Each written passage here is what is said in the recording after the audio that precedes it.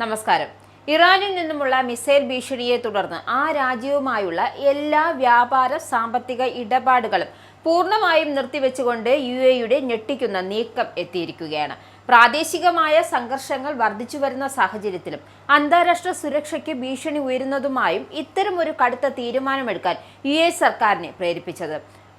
അടുത്ത അറിയിപ്പുണ്ടാകുന്നതുവരെ ഇറാനുമായുള്ള എല്ലാ വാണിജ്യ കൈമാറ്റങ്ങളും സാമ്പത്തിക ഇടപാടുകളും നിർത്തിവെച്ചതായാണ് UAE വിദേശകാര്യ മന്ത്രാലയം വ്യക്തമാക്കിയിരിക്കുന്നത്.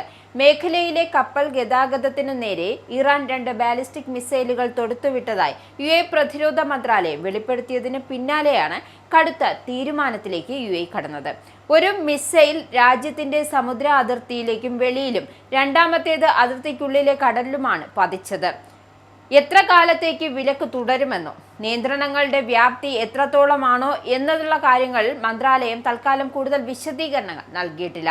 പശ്ചിമേഷ്യൻ സുരക്ഷ അപകടത്തിലായതിനാലാണ് ഈ തീരുമാനത്തിലേക്ക് നയിച്ചതെന്നാണ് വിദേശകാര്യ മന്ത്രാലയം പറയുന്നത്. ഇറാനുമായുള്ള വ്യാപാര രംഗത്ത് കാലങ്ങളായി പ്രധാന കേന്ദ്രമായി പ്രവർത്തിച്ചു പോന്നിരുന്ന UAEയുടെ ഈ തീവ്ര നിലപാട് ഇരു രാജ്യങ്ങളും തമ്മിലുള്ള സാമ്പത്തിക ബന്ധങ്ങളെ വരും ദിവസങ്ങളിൽ കാര്യമായി തന്നെ ബാധിക്കും. എക്സ്പോർട്ട് മേഖലയ്ക്കും ഇത് കനത്ത തിരിച്ചടിയാകും. അതേസമയം UAEയുടെ മിസൈൽ ആക്രമണ ആരോപണം ഇറാൻ വിദേശകാര്യ മന്ത്രാലയ വക്താവ് പൂർണ്ണമായും നിഷേധിച്ചിരിക്കുകയാണ്. രാജ്യങ്ങൾ തമ്മിലുള്ള പരസ്പര വിശ്വാസത്തിനും മേഖലാ സുരക്ഷയ്ക്കും തിരിച്ചടിയാകുന്ന എന്ന വ്യാജ പ്രചരണമാണിതെന്നും ഇറാൻ പറയുന്നു. അതിനിടെ ഇറാനുമായി ചർച്ചകളോ ആശയവിനിമയമോ നടക്കുന്നില്ല എന്ന് US പ്രസിഡന്റ് ഡൊണാൾഡ് ട്രംപ് വ്യക്തമാക്കുകയാണ്. ഹോർമോസ് കടലിടുക്ക് തുറന്നു കിടക്കുകയാണെന്നും കടലിടുക്കിൽ സ്ഥാപിക്കപ്പെട്ടിരുന്ന മൈനുകൾ നീക്കം ചെയ്യുകയോ നിർവീര്യമാക്കുകയോ ചെയ്തിട്ടുണ്ട് എന്നും അദ്ദേഹം അവകാശപ്പെടുന്നുണ്ട്. സ്വന്തം സമൂഹ മാധ്യമമായ ട്രൂത്ത് സോഷ്യലിലെ കുറിപ്പിലൂടെയാണ് ട്രംപ് തന്റെ അവകാശവാദം ഉന്നയിച്ചത്. ഇറാനുമായി ചർച്ചകളോ ആശയവിനിമയമോ നടക്കുന്നില്ല എന്നും അത്തരത്തിലൊന്നും നിശ്ചയിച്ചിട്ടില്ല എന്നാണ് അദ്ദേഹം പറഞ്ഞു വെക്കുന്നത്. നാവിക ഉപരോധം പൂർണ്ണമായ തോതിൽ തുടരുകയാണെന്നും ഹോർമൂസ് കടലിടുക്ക് തുറന്നിരിക്കുകയാണ്, പ്രവർത്തിക്കുന്നുണ്ട് എന്നും കടലിൽ സ്ഥാപിച്ചിരുന്ന മൈനുകൾ എല്ലാം നീക്കം ചെയ്യുകയോ നിർവീര്യമാക്കുകയോ ചെയ്തിട്ടുണ്ട് എന്നും ട്രംപ് വ്യക്തമാക്കുന്നു. അതിനിടെ US-യുമായി സമാധാന കരാറിലെത്തുന്നതുവരെ പേർഷ്യൻ ഗൾഫിലെ തന്ത്രപ്രധാനമായ ഹോർമൂസ് കടലിടുക്ക് അടച്ചിടുമെന്നും ഇറാൻ മുന്നറിയിപ്പ് നൽകുന്നുണ്ട്.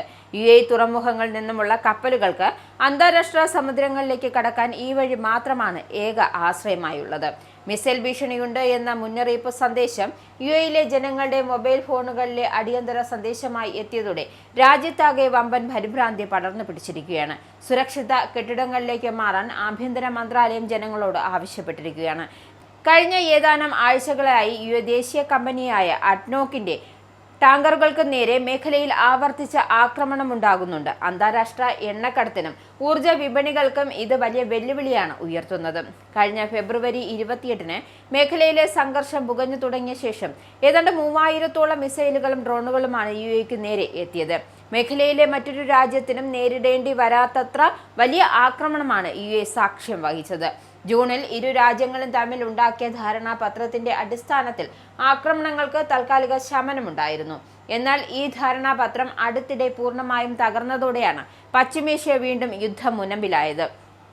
ലോകത്തിന്റെ ഊർജ വിതരണത്തിലെ സുപ്രധാന പങ്ക് വഹിക്കുന്ന പേർഷ്യൻ ഗൾഫിലെ സുരക്ഷാ തയ്യാറാക്കലിൽ അന്താരാഷ്ട്ര തലത്തിൽ എണ്ണ വില കുതിച്ചുയരാൻ കാരണമാവുകയാണ്. എന്തായാലും ആഗോള സാമ്പത്തിക മേഖലയെ തന്നെ ഇത് കടുത്ത സമ്മർദ്ദത്തിലാഴ്ത്തുകയാണ്. അതിർത്തികളിലെ സമാധാന അന്തരീക്ഷം തകരുന്നത് അന്താരാഷ്ട്ര സമാധാനത്തിനും സുരക്ഷയ്ക്കും ഭീഷണിയാണ് എന്നാണ് UAE വിദേശകാര്യ മന്ത്രാലയം കൂട്ടിച്ചേർത്തത്. സ്ഥിതിഗതികൾ ശാന്തമാക്കാൻ അന്താരാഷ്ട്ര സമൂഹം അടിയന്തരമായി ഇടപെടണമെന്ന ആവശ്യം ശക്തമാകുന്നുണ്ട്. അമേരിക്കയും ഇറാനും തമ്മിൽ ചർച്ചകൾ നടക്കുന്നുണ്ട് എന്നും കരാറിലെത്താൻ ഇറാൻ ആഗ്രഹിക്കുന്നുണ്ട് എങ്കിലും US മുന്നോട്ട് വയ്ക്കുന്ന നിബന്ധനകൾ അംഗീകരിക്കാൻ അവർ തയ്യാറാകുന്നില്ല എന്നും ഇറാനെ ആണവായുധം നിർമ്മിക്കാൻ അനുവദിക്കില്ല എന്നും കുഷ്നർ വ്യക്തമാക്കുകയാണ്.